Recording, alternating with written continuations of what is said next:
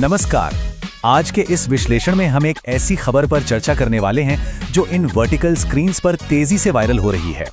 एक ऐसी कहानी जो अचानक सामने आई और हर तरफ चर्चा का विषय बन गई। ये मुद्दा बिहार के एक नए नेतृत्व से जुड़ा है। सोचिए, जब पुरानी विरासत, एक बेहद मजबूत पॉलिटिकल बैकग्राउंड और करोड़ों लोगों के स्वास्थ्य की बड़ी जिम्मेदारी एक साथ मिलती है, तो चर्चा दिलचस्प होना तो तय है। हम यहाँ किसी आम चुनावी खबर की बात नहीं कर रहे हैं। ये एक ऐसी एंट्री है जिसने राजनीति और हेल्थ केयर दोनों ही क्षेत्रों में हलचल मचा दी है। बिहार का स्वास्थ्य विभाग हमेशा से ही चुनौतियों और उम्मीदों का केंद्र रहा है और इस नई अपडेट ने पुराने समीकरणों को पूरी तरह से बदल कर रख दिया है। चलिए इसमें गहराई से उतरते हैं। एक ऐसा रहस्यमयी सवाल जो इस वक्त हर तरफ है और लगातार इन मोबाइल स्क्रीन्स पर स्क्रॉल हो रहा है। आखिर बिहार का नया हेल्थ मिनिस्टर कौन है? अब देखिए, ये सवाल इसलिए इतना बड़ा है क्योंकि बिहार की राजनीति में आमतौर पर बड़े पदों पर बैठे नेताओं के अनुभव को देखा जाता है। दशकों तक वही जाने पहचाने चेहरे नजर आते हैं। इसलिए जब अचानक से इस सबसे अहम मंत्रालय के नए मुखिया को लेकर सवाल उठा, तो पूरे पॉलिटिकल एस्टैब्लिशमेंट में एक हैरानी की लहर दौड़ गई। किसी ने उम्मीद नहीं की थी कि इतने जटिल विभाग का नेतृत्व एक बिल्कुल नए और अचानक सामने आए व्यक्ति को सौंपा जाएगा। इस सस्पेंस ने सच में हर किसी को हैरान कर दिया है।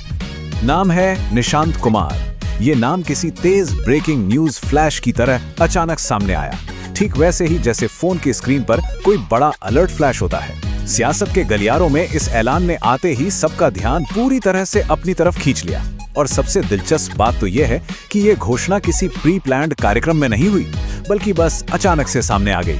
एक बिल्कुल नया चेहरा और सर पर बिहार की 13 करोड़ से ज्यादा आबादी के स्वास्थ्य की बड़ी जिम्मेदारी। अचानक सभी प्लेटफॉर्म्स पर बस यही एक नाम गूंजने लगा। एक ऐसे व्यक्ति का मुख्य धरातल पर आना जो अब तक बिल्कुल पर्दे के पीछे था, अपने आप में किसी बड़ी कहानी से कम नहीं है। और ये शानदार तरीके से दर्शाता है कि राजनीति में रिश्तों और पुरानी विरासत की आखिर क्या भूमिका होती है। निशांत कुमार बिहार के पूर्व चीफ मिनिस्टर नीतीश कुमार के बेटे हैं, जिन्हें अब आधिकारिक तौर पर बिहार का नया हेल्थ मिनिस्टर नियुक्त कर दिया गया है।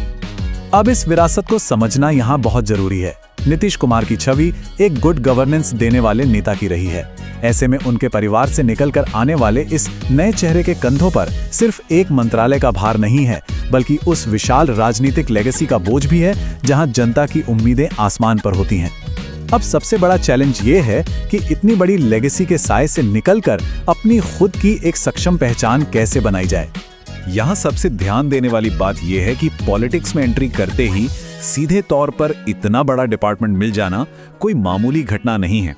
आमतौर पर होता क्या है, शुरुआत में नए नेताओं को अनुभव के लिए छोटे या कम बजट वाले विभाग दिए जाते हैं, लेकिन यहाँ बिना किसी पिछले प्रशासनिक अनुभव के सीधे स्वास्थ्य मंत्रालय मिलना, ये सच में एक हैरानकुन कदम है। इसको ऐसे समझिए कि बिहार का स्वास्थ्य विभाग हजारों अस्पतालों, लाखों कर्मचारियों और हजारों करोड़ रुपए के सालाना बजट को संभालता है। इस विभाग की कमान मिलने का मतलब है सीधे आम जनता की जिंदगी और मौत के फैसलों के बीच खड़ा होना। और ठीक इसी वजह से इस अचानक और इतनी बड़ी डायरेक्ट एंट्री की हर तरफ लगातार चर्चा हो रही है।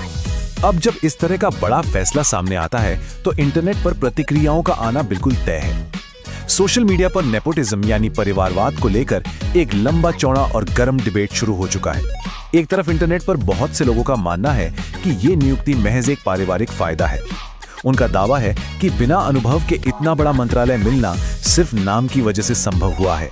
वहीं दूसरे पक्ष का तर्क यह है कि हर नए चेहरे को काम करने और अपनी काबिलियत साबित करने का पूरा मौका मिलना चाहिए, चाहे उसका बैकग्राउंड कुछ भी हो। हमारा मकसद यहाँ किसी एक पक्ष की तरफ झुकना नहीं है, बल्कि इस जोरदार ऑनलाइन चर्चा को निष्पक्ष तौर पर समझना है। ये डिबेट साफ दिखाती है कि आज लोग पॉलिटिकल पावर को लेकर कितने जागरूक हैं। अब इस स्लाइड के बारे में जो सबसे दिलचस्प बात है, वो है ठीक सेंटर में लिखा ये आक्रामक बयान और नए मंत्री का शुरुआती तेवर। अपने पद को संभालते ही निशांत कुमार ने बिना किसी देरी के एक बेहद सख्त बयान दिया। उन्होंने पूरे जोश में सिनेमैटिक अंदाज में कहा, करप्शन बिल्कुल टॉलरेट नहीं होगा। भ्रष्टाचार को लेकर उनकी जीरो टॉलरेंस पॉलिसी इस ताकतवर वाक्य में एकदम साफ दिखती है।